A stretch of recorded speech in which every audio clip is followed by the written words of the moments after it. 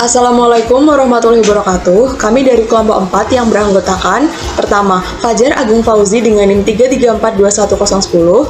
Selanjutnya ada Luki Maulinda Arum dengan NIM 3342113. Selanjutnya ada M. Aufal Holki dengan 3342115. Selanjutnya ada Raffi Tegar Farezi dengan NIM 3342120. Dan yang terakhir yaitu ada Yasmin Anindit Azhara dengan NIM 3342124. Kelompok kami akan membahas tentang uji analisis two-way ANOVA.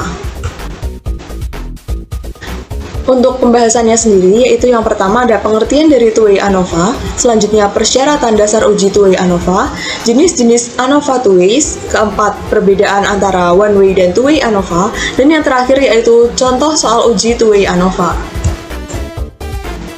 Untuk bab pertama, kita akan membahas tentang pengertian. Jadi, two-way ANOVA merupakan uji komparatif yang digunakan untuk membandingkan perbedaan rata-rata antara kelompok yang telah dibagi pada dua variabel independen yang selanjutnya disebut dengan faktor. Tujuan dari pengujian two-way ANOVA adalah untuk mengetahui apakah ada pengaruh dari berbagai kriteria yang diuji terhadap hasil yang diinginkan. Selanjutnya ada persyaratan dasar uji analisis two-way ANOVA. Yang pertama, nilai standar residual haruslah berdistribusi normal. Maksudnya, jika ternyata setelah pengujian dilakukan menunjukkan hasil yang tidak normal, maka kita harus melupakan uji two-way ANOVA dan beralih ke statik non-parametrik. Kedua, ada populasi-populasi dari varian data adalah sama atau homogen. Maksudnya, dengan cara mendeteksi dengan melakukan uji homogenitas. Ketiga, sampel yang digunakan tidak berhubungan antara satu sama yang lain. Maksudnya, masing-masing dari populasi saling independen di dalam kelompoknya. Dan yang terakhir yaitu ada persyaratan yang berkaitan dengan jenis data yang dipakai, di mana untuk data variabel dependen atau variabel terikatnya harus berskala interval atau rasio.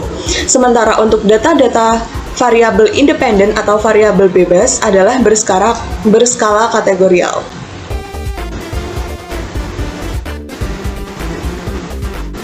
Selanjutnya adalah jenis-jenis dari ANOVA, yaitu yang pertama ANOVA dua arah tanpa interaksi, yaitu pengujian hipotesis beda tiga rata-rata atau lebih dengan dua faktor yang berpengaruh dan interaksi antara kedua faktor tersebut ditiadakan. Yang kedua adalah ANOVA dua arah menggunakan interaksi, yaitu pengujian hipotesis beda tiga rata-rata atau lebih dengan dua faktor yang berpengaruh dan interaksi antara dua faktor tersebut diperhitungkan. Kemudian perbedaan on-way dan two-way ANOVA, yaitu perbedaan antara one-way dan two-way ANOVA. One-way ANOVA digunakan untuk menguji hipotesis komparatif rata-rata ke sampel. Bila pada setiap sampel hanya terdiri atas satu kategori, sedangkan two-way ANOVA digunakan untuk menguji hipotesis komparatif rata-rata ke sampel bila peneliti melakukan kategori terhadap sampel. Selanjutnya, contoh kasus penguji obat. Ingin diuji apakah rata-rata tekanan kolesterol pasien obat A, obat B, dan obat C sama, dan apakah rata-rata tekanan kolesterol laki-laki dan perempuan sama, serta apakah ada interaksi antara variabel jenis obat yang dikonsumsi pasien dengan jenis kelamin. Di sini kita menggunakan data sebanyak 21 dengan variabel VO tekanan kolesterol, jenis obat, dan jenis kelamin. Kode kelompok pasien kelompok 1 meminum obat jenis 1, pasien kelompok 2 meminum obat jenis 2, dan kelompok pasien 3 meminum obat jenis 3. Kode jenis kelamin 1 untuk laki-laki, 2 untuk perempuan. Prosedur pengolahan data dengan SPSS. Untuk melakukan uji ANOVA dua arah, lakukan langkah-langkah berikut. 1. Masukkan data di atas pada SPSS. Pastikan melakukan pengkodean kategori. 2. Lalu klik menu Analyze, General, Linear, Model, dan Univariate. 3. Pada kotak dialog yang muncul, masukkan variabel tekanan kolesterol. Pada kotak dependent variable, masukkan variabel kelompok dan jenis obat dan jenis kelompok. Masukkan variabel jenis obat dan jenis kelamin pada kotak fix faktor. Selanjutnya, setelah dilakukan analisis, terdapat output yang keluar. Pada analisis output ini, pada uji ANOVA dua arah terdapat dua jenis analisis yang dapat dilakukan. Yang pertama yaitu uji beda rata-rata berdasarkan variabel yang berbeda antara jenis kelamin dan jenis obat. Dan yang kedua, uji interaksi antar variabel kategori. Di sini terdapat outputnya seperti ini ya.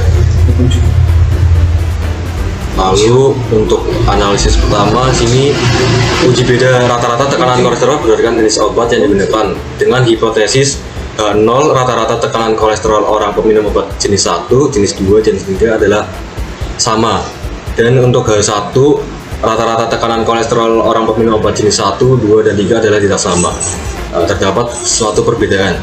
Agar mudah kita menggunakan nilai probabilitas untuk mengambil keputusan, nilai probabilitas terletak pada kolom signin. Apabila p-value kurang dari 0,05 maka HO ditolak. Probabilitas berdasarkan variabel kelompok pasien adalah 0,03 maka HO ditolak. Yang di dalamnya jika 0,03 kurang dari 0,05. Jadi keputusan yang diambil adalah H1 diterima, yang artinya rata-rata tekanan kolesterol orang peminum obat jenis 1 dan jenis 2, 3 adalah tidak sama, yaitu atau terdapat suatu perbedaan.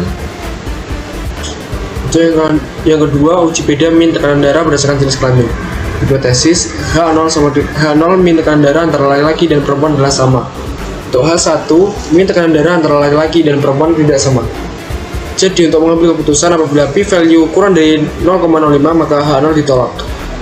Probabilitas berdasarkan variabel jenis kelamin adalah 0,912 maka H0 diterima dikarenakan 0,912 lebih besar daripada 0,05. Jadi keputusan diambil adalah HO diterima dikarenakan tekanan kolesterol jenis kelamin adalah sama. Yang ketiga adalah uji interaksi antara variabel kelompok pasien dan jenis kelamin.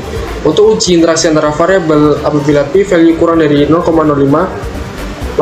maka antar variabel terdapat interaksi. Untuk probabilitas interaksi kita menggunakan probabilitas pada baris kelompok dikalikan jenis kelamin.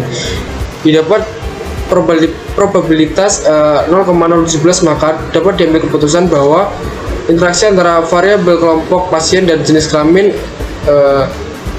lebih besar daripada 0,05.